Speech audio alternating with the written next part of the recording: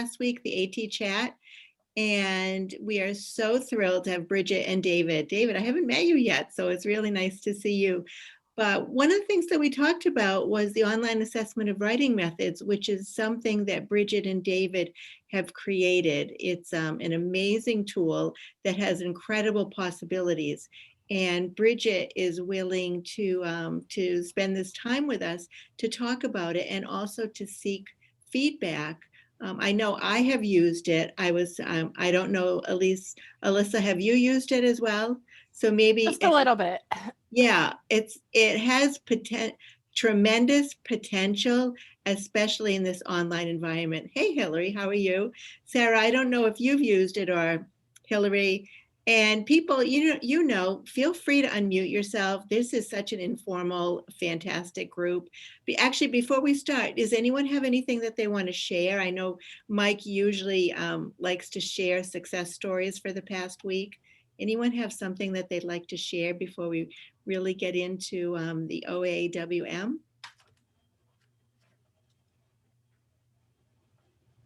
Okay, we're just excited to get our hands dirty and right into Bridgette and David's tool. So, so Bridgette, take it away, and you should be able to screen share and everything. Thank you. I'm excited to talk about this. It's something that I started for my consulting years ago, and then we actually, Dave is a programmer and I'm an OT and AT person. And then I, years ago for my consulting, I wanted a way of collecting data. It started off with mouse data because I do a lot of adaptive access. And so we started off with mouse data, and then I'm like, this is cool. I can count the number of seconds it takes online, automatic counting the number of seconds it takes. I can record what mouse input devices my students are using. And then I've got big squares, medium squares, small squares I can record. And in the background, it just records all the information for me. And then we did it with typing. And I think the first day we ever put it on Google, I don't remember the number. I think it was like 1,500 people or something got on it, which was crazy to me. So then we thought maybe that's something that other people would use as well. So actually, Karen, you're right about, I think that I've spoken to enough people about this, that a lot of people give a lot of good feedback. The feedback is positive, but at the same time, if we're going to develop it anymore, we need to develop it the way people want to see it, the way people want to use it. And so really what I want from you guys, I recognize some of these names. I mean, some of you guys are just, AT, the technology, how kids are using it.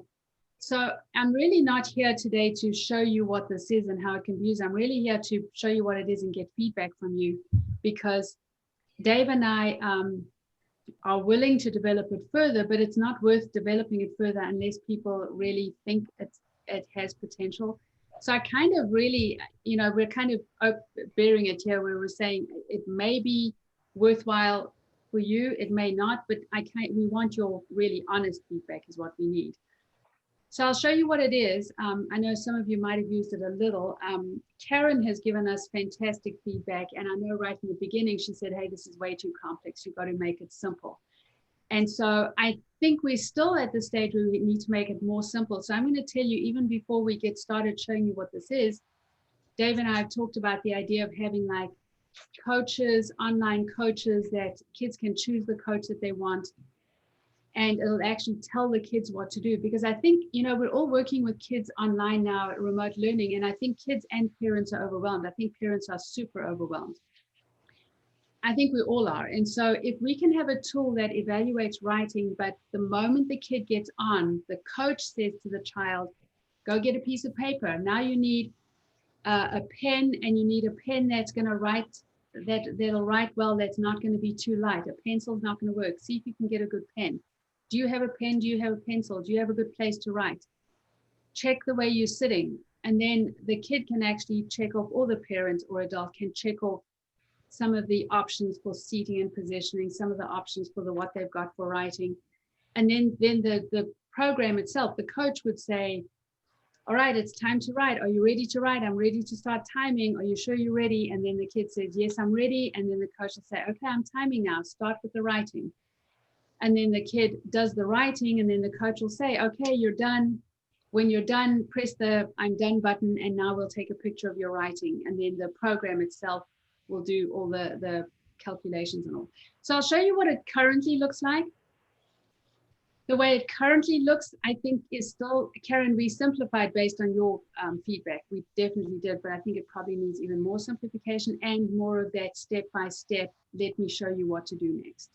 Can I just make sure, does everybody understand what the online assessment of writing methods tool is? Is that clear? Well, I'm going to show, I can show my screen and show what it is. Yeah, I just want people to understand like why somebody like me is so excited about this, because we need a way to, we've got the DeCoste written productivity profile, but this takes it to a whole new level, and it does an excellent job comparing handwriting to keyboarding to voice recording to speech recognition, and it looks at everything. So yeah, Chris is saying, yeah, share the screen.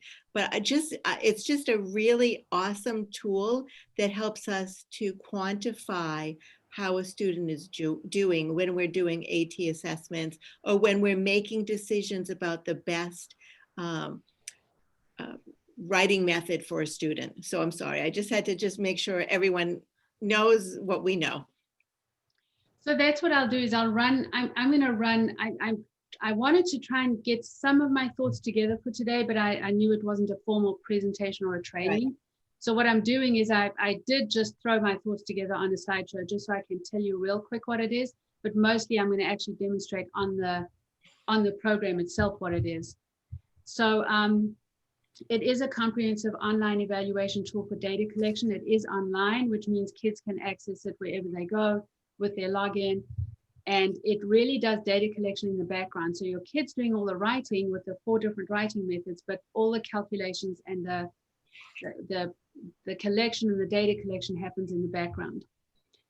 It was developed years ago by my husband and I. He's a programmer and I'm in OT, but we want to see if it's worth developing it further.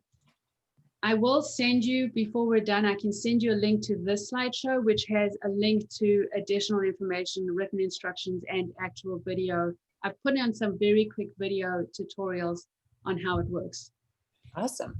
I started it because I needed a structured and a data-based approach to writing. I think we've got to have data before we actually make decisions and before we make recommendations. So what I wanted for my practice and for my consulting is I wanted something that was evidence-based. I wanted to do my training based on evidence, based on my own student data and what was happening with my own students, so that if I was going to try this kind of a trial versus that kind of a trial or that kind of equipment, my own students' data would drive the decisions of what we were doing.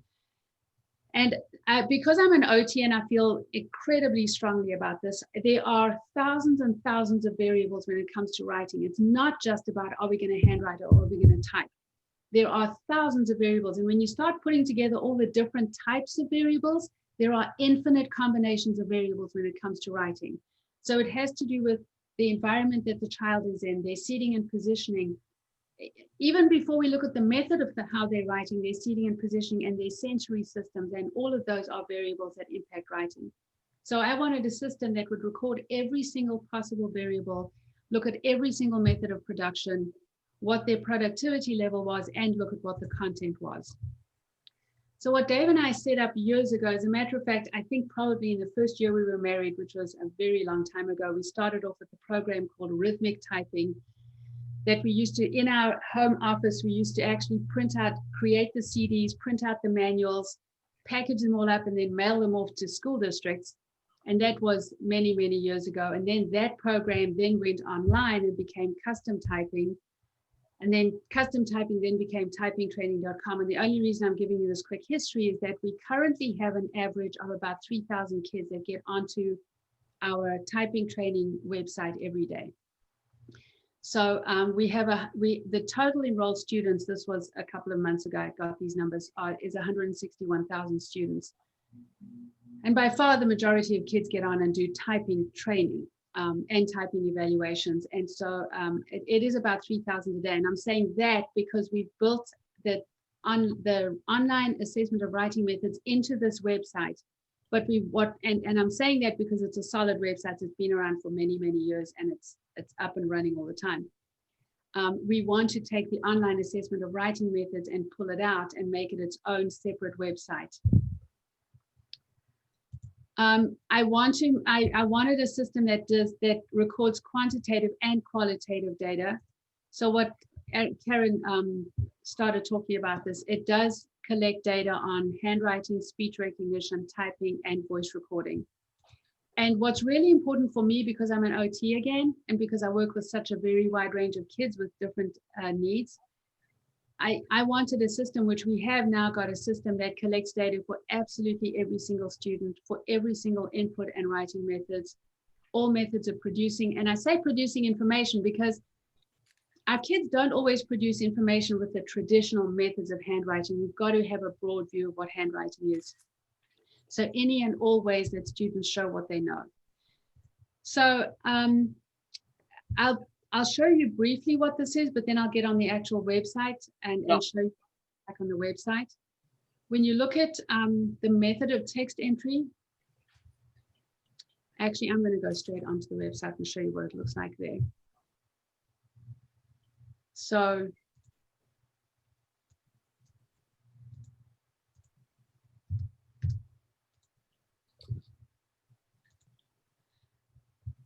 what we do have on typingtraining.com is you have an admin account, and you can create users and groups under your admin account.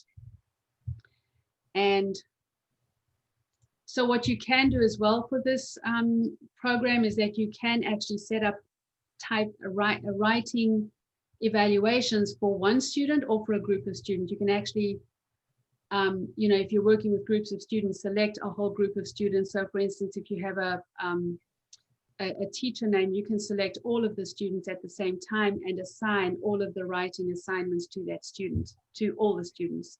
I'm just going to go to one student right now. So there are lots of options for individual students. And there is, under help and support, there is a manual. And again, I would love feedback from real users. We have thousands of kids getting on every day. We don't really hear back a whole lot from teachers. Obviously, people are using it because there's a lot of kids using it. But even in the manual, if you feel like the manual isn't good, and I do training sessions as well, but feedback on the manual as well would be good. So this is what we did with Karen's recommendation. Instead of just having all of these options up here, we do have an option that's just called writing methods. So even though this is part of typing training, the writing methods for every single student is under this tab here called writing methods. And so under test setup, this is where, so this kind of follows the set protocol. And it's fun working with a group of AT people, because when I say set protocol, you know what I mean. It starts off where you have the option, and obviously you don't have to fill this out, but you have the option of putting in the student's information. So the first bit of information is about the student, information about the students and their needs and their challenges and skills. Then the environment and tasks, you can write up about environmental and tasks in here. And then when you come to tools is what the rest of this is about. So this is what's really important to me, is that for the most part, most kids are going to show what they know by handwriting, typing, voice recording, or speech recognition. One thing I would love to do is add on to this as add on drawing and illustration and annotation, because that's another tool, but it's not really a tool for writing as much, but it is a tool for showing what you know. So if you choose handwriting, then all of these accommodations will show. If you choose typing, then you're going to have a lot of different accommodations. If you choose voice recording and speech recognition. So based on what you choose, the type of method, your accommodations are going to change. And this is what I think is so essential, because honestly, I don't see us doing out in the field, and I have worked over the years with many, many different districts and hundreds of kids.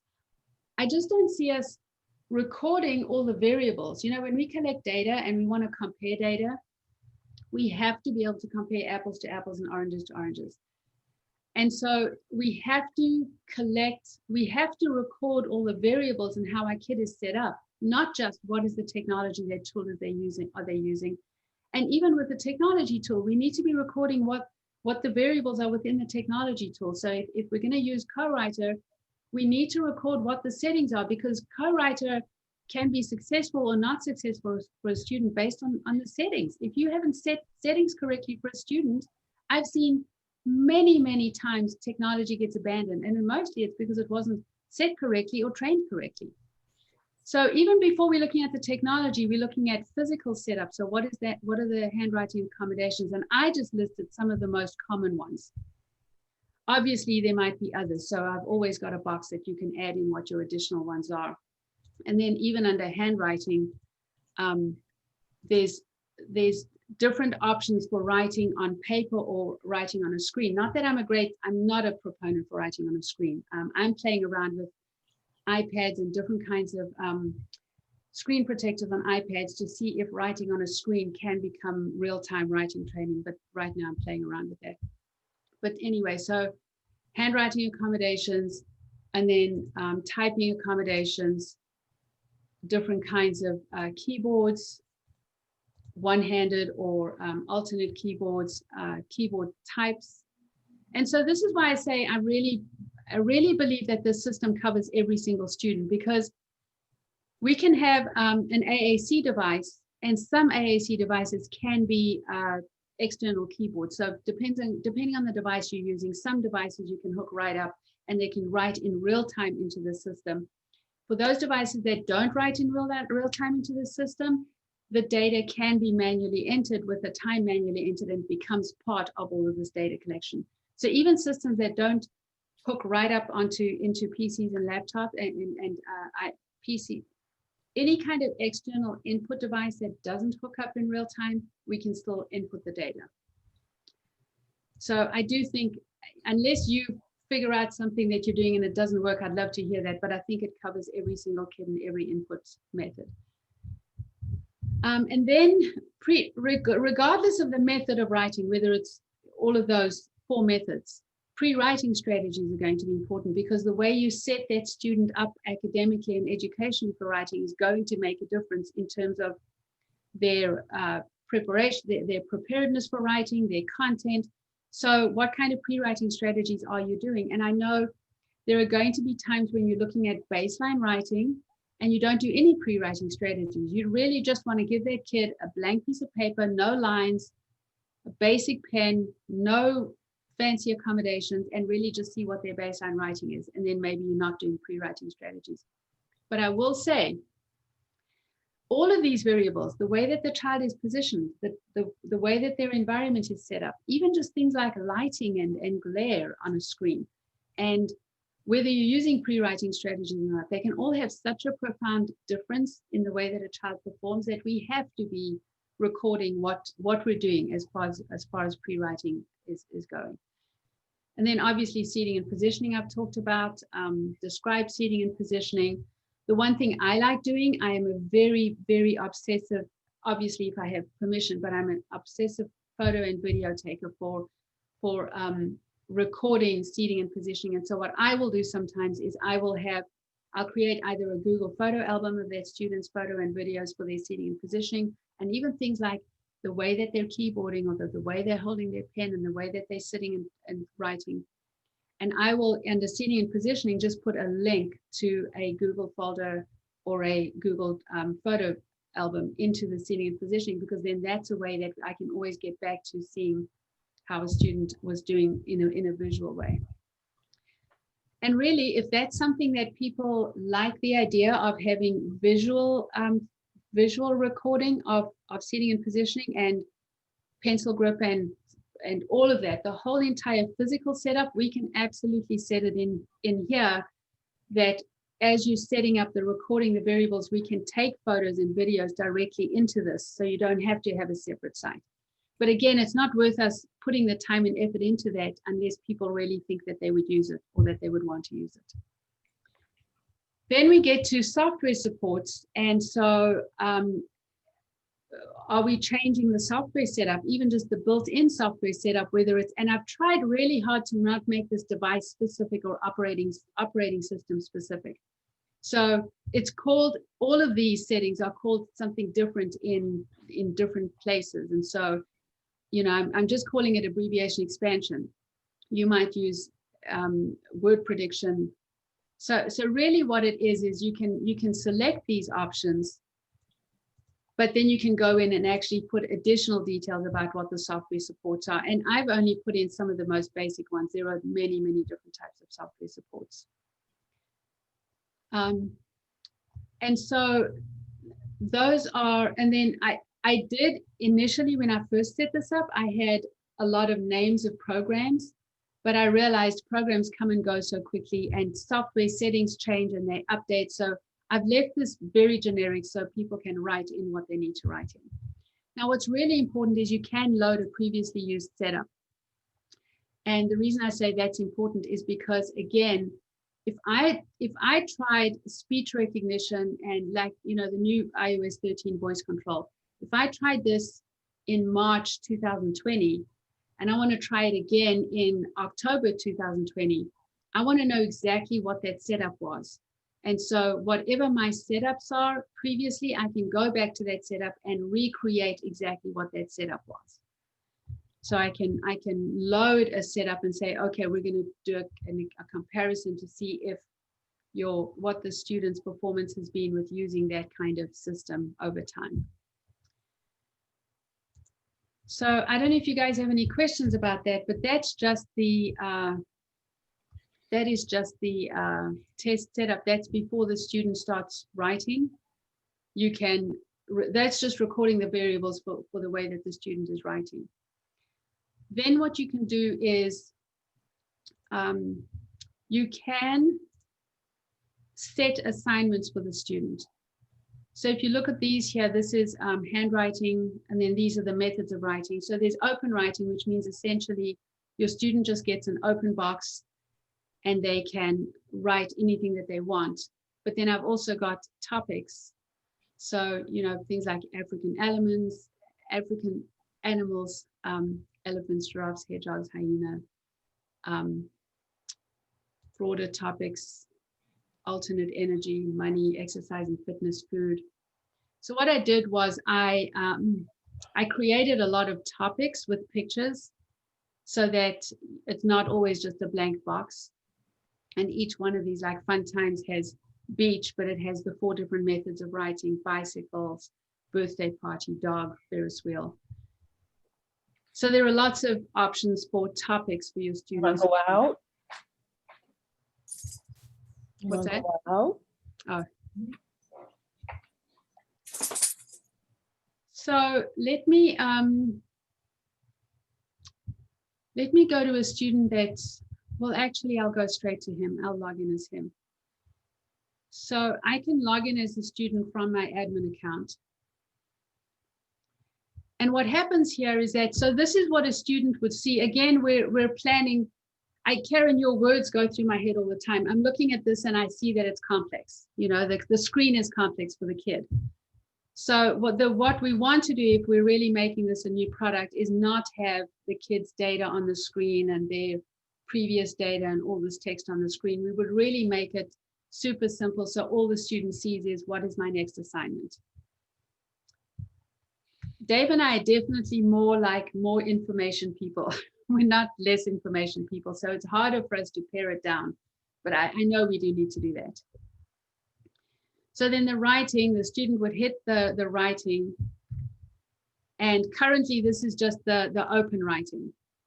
And then they would write, they would hit the start timing button. This is where I think a coach would be really cool and have less stuff on the screen with all these information things, and make it more of a child-friendly screen. So the child would hit start timing. It's busy timing here in the background, and then that child would be writing on a piece of paper. And they would write for a certain period of time. I think we've got it still set to 30 seconds as the minimum writing time, if I remember correctly. And I think that's because we have to have at least 30 seconds of text to get some kind of a writing speed. if I remember correctly. So then they would hit I'm done, and then, okay, it does say 30 seconds, that's right. And I didn't leave it for 30 seconds. So I'll just show you this here because I wasn't gonna do a full demo. I'll show you what it looks like here. So the child really writes on a piece of paper, and I just want to emphasize that because this is not all computer-based. They would write on a piece of paper, and then when they're done, the program says take a picture of the photo. And then in the background, the child doesn't see this obviously, but in the background, the text is transcribed into the child's writing is transcribed into text, and a words per minute is calculated. And if you want to, because of there are so many different writing protocols and tests, you know, that the cost is one of them, but there are OTs use lots and lots of different writing evaluations. So no matter, this can really be used with a writing evaluation. This is not an actual writing evaluation. This is just a method of collecting data. So whatever methods you use for writing testing, you really can just use this to, it really just calculates. It'll calculate, currently it calculates words per minute. But we can also get it to calculate characters per second, depending on what you're doing and what you need, characters per whatever. Yeah, just one thing I'll add there is that it's pretty easy to convert between the two, between words per minute and characters per second. It's some pretty straightforward math if you need to make the conversion. Yeah, but if we can have it do it automatically, I think that's easier. Of course.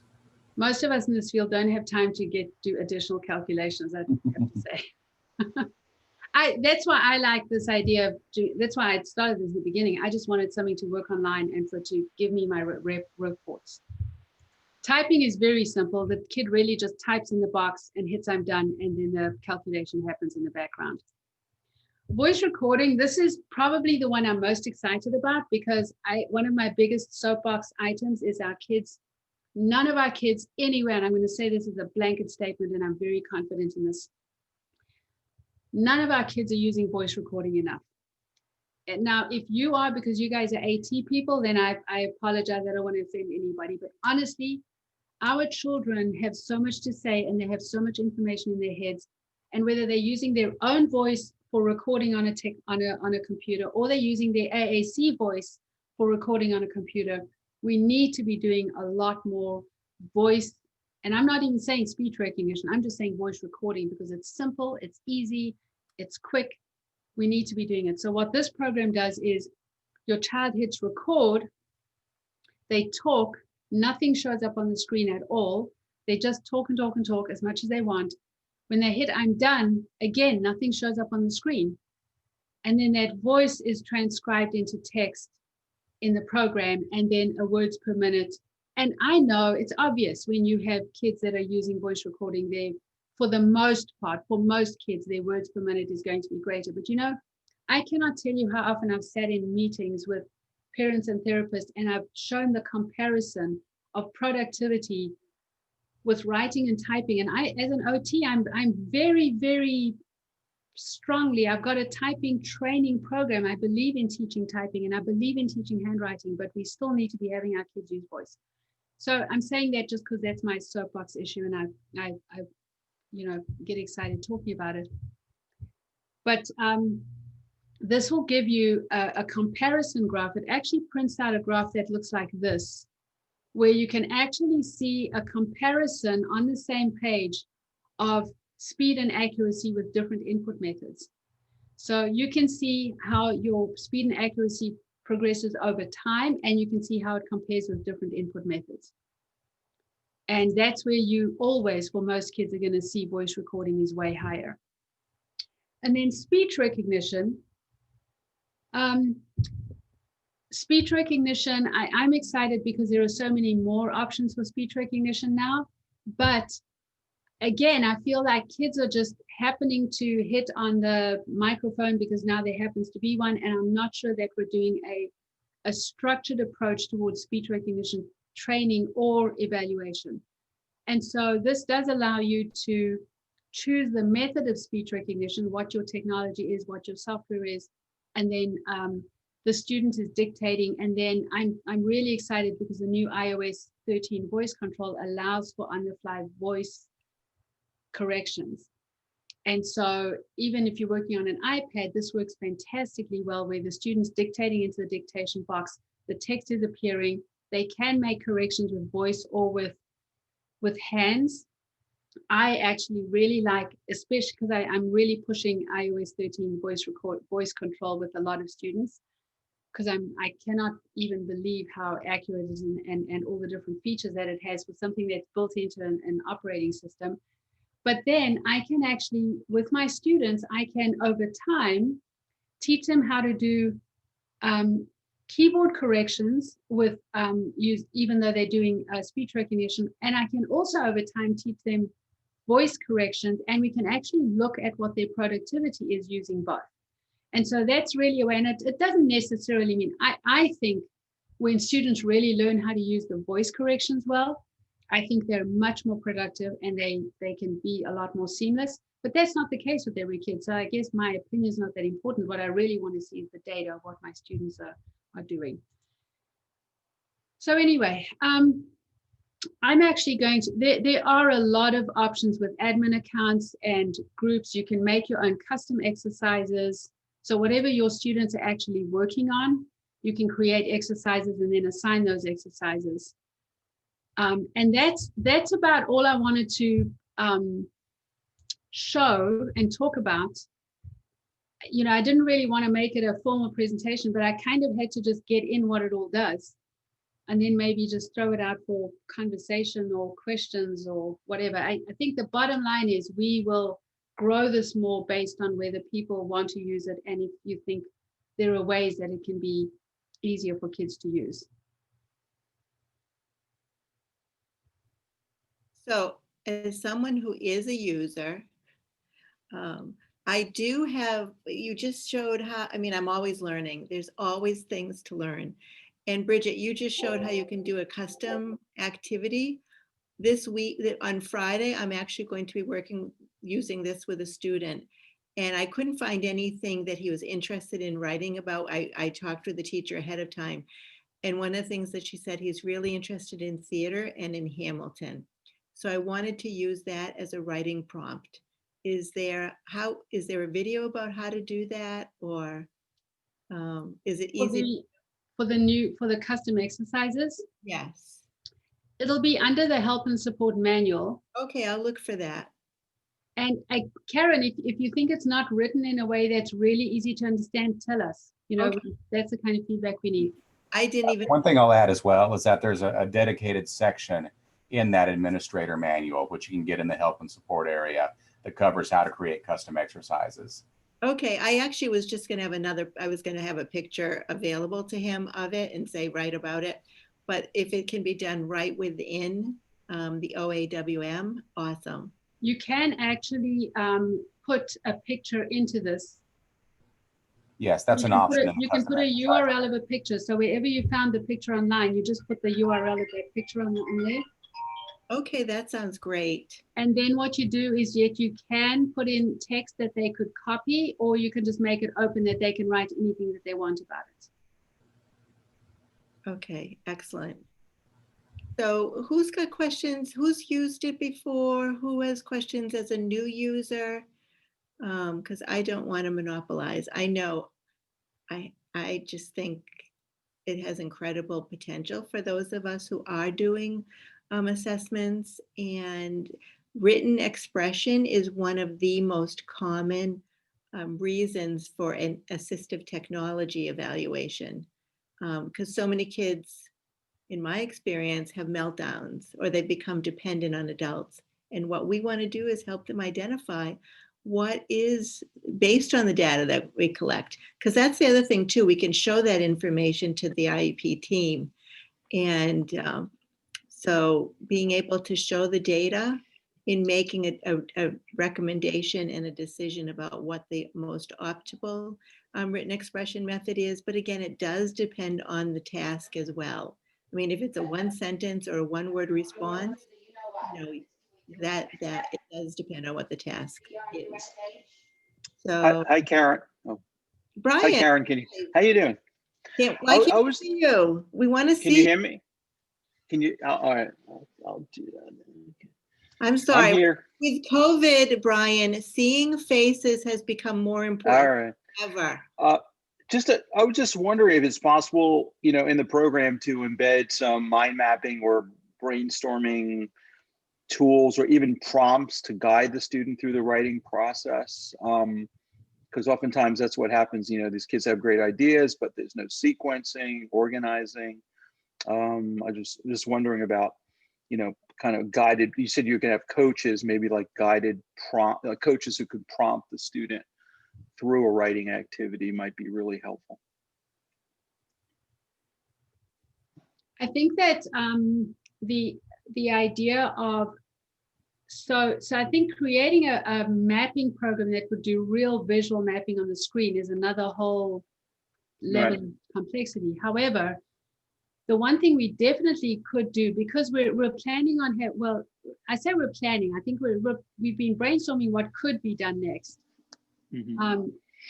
But so one of the things we want is the coaches that can talk to kids, and we can have levels like currently on our typing training part of it. We do have coaches, and some of them are male coaches, some of them are female coaches, some of them look younger, some of them look older. So it's really, and then they don't even have to have a coach. So really, it's appropriate for every age and grade level. But we're setting up the coaches that they will be able to talk. It's really all text to speech, which means if the teacher goes in and writes the prompts, the coach will say the prompts. Got it. Right. Well, that's great. Just for, just having the student be more independent, because, as Karen said, a lot of the kids, they just fall apart. And then the parent, because of so much virtual learning, the parent has to sit next to them and sort of, guide them through with the same kind of prompts and questions. Yeah, if we can do it so that, because I feel like currently the way it's set up right now is without that extra coaches, and I know we need to simplify the screens and make the screens more child appropriate, but if we can have it so that not only the parents, but even, as remote therapists, it's been so stressful for all of us. Yes. If there's something that we can at least show the kid up front, and then all of the rest of it they can really do themselves, especially the kids that are a little bit more motivated or more independent. It just takes the onus off of all of us. Right. Great. Thank you. Brian, have you used it yet? No, I haven't. But I've been all my evaluations are remote now. So it certainly could be something I could integrate, into my practice. Yeah. Yeah. One of the things, Bridgette and David, I find it a little confusing to then try to find the data that is collected. I'm never quite sure which tab and which one I want, and then where to find how to edit it, because when it does do OCR, sometimes you want to, or it does the handwriting recognition, then you want to go in and you want to edit so that it's correct in there. So I just, simplifying where to go once the student has completed the activities would be helpful to me. Yeah, Jennifer, it really, I'm not Bridgette or He's David. eating leaves. What, David? What, Brian? No, sorry. Will you? Yeah. So Jennifer has a question too.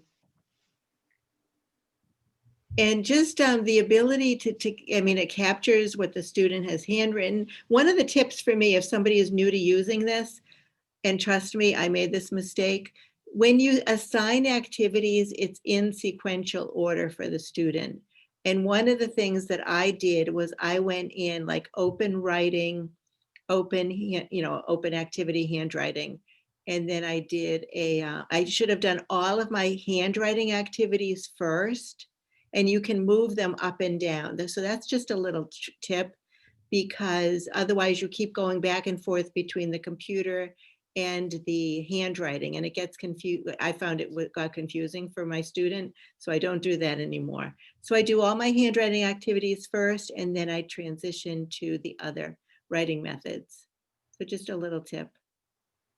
And the other thing too, I really like the open writing options that you have, because that way, Bridget, like you said, then you can use any other writing assessments that you're using. Like I happen to use the DeCoste, and so I don't do the alphabet. I do the copying, and I do the dictation, and I do the free writing.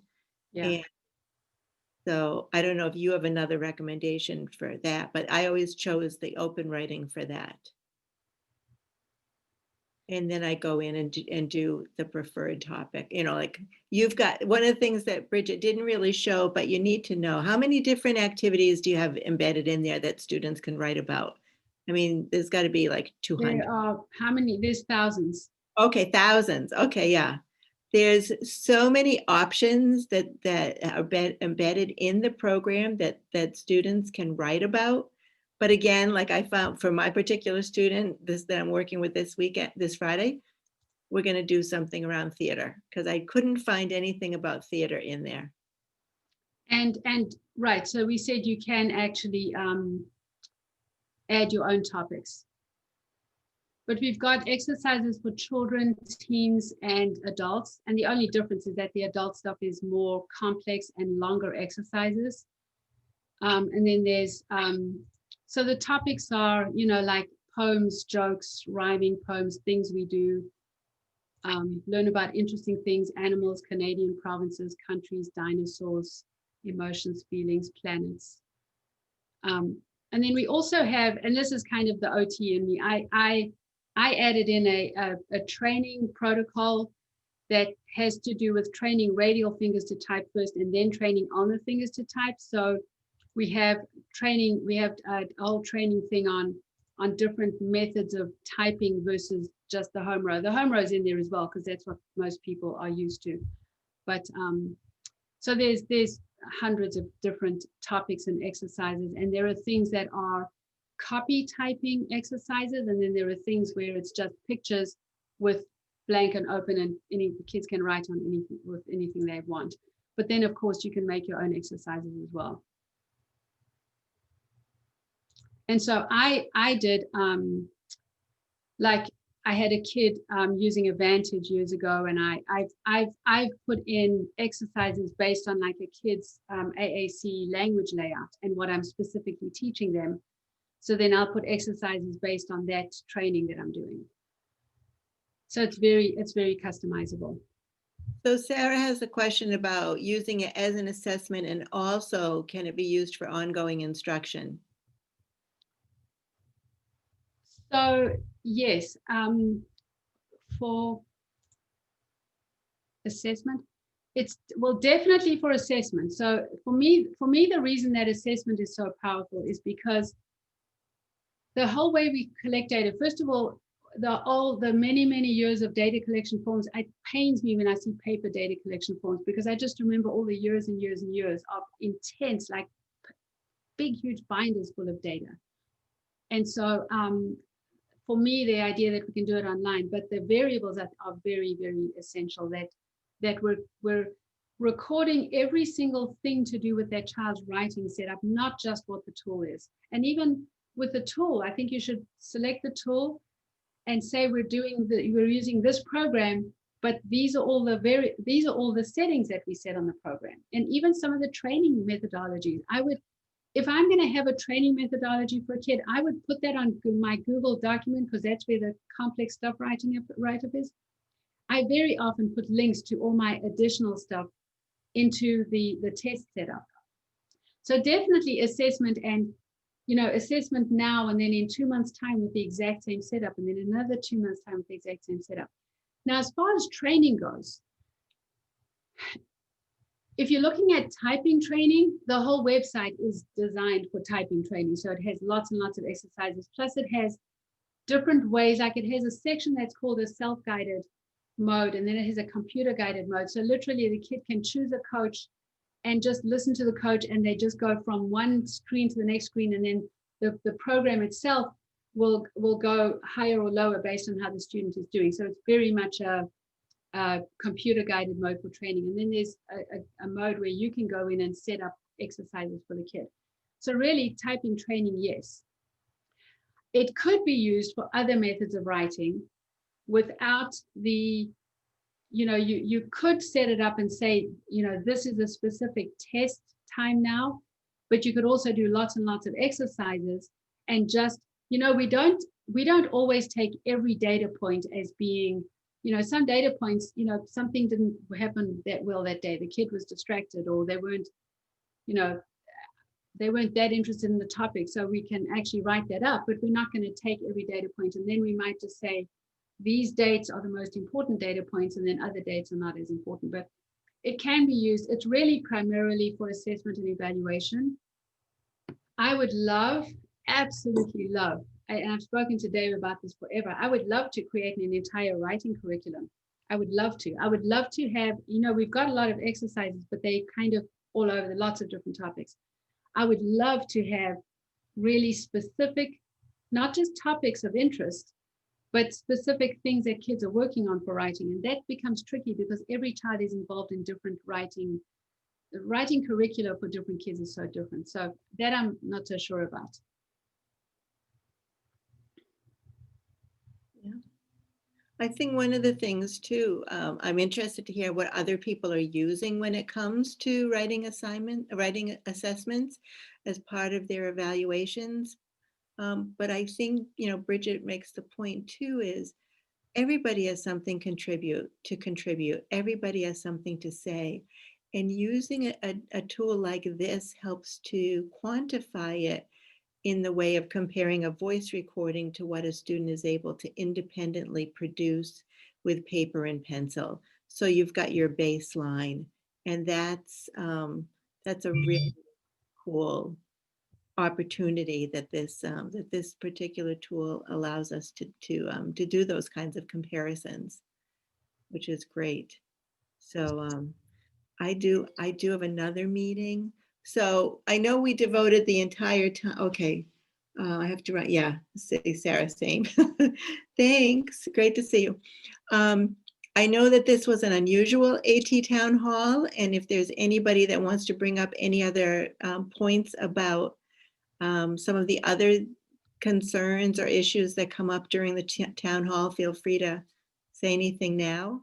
Bridgette just uploaded the slide presentation. That's the slideshow, and that'll have links to additional information. So I do have another Zoom meeting myself that I need to get ready for. So yeah, thanks, Jennifer. Jennifer, we didn't get to see you. And Alyssa, you disappeared too. Oh, great. Yeah. Oh, Hillary. Oh, so you're working. Yeah. Good to see you. So yeah, AT is more efficient depending on the task, and this tool will help. Absolutely. Yeah. Great. So hopefully people will give feedback. We'd love to get input. So maybe Bridgette, you can put your email address in there as well. It's on the front page. Perfect. Email address. So Bridgette and David, thank you so much. I do have a few other ideas that I want to talk about with you, so I can do that offline. Yeah, and that would be great. Yeah, thanks, Karen. It was good meeting you. Yes, David, nice to meet you too. Brian, great to see you. And Thanks, everyone. See you soon. great to see everybody online. We'll see you again. Okay. Bye. Bye. Bye.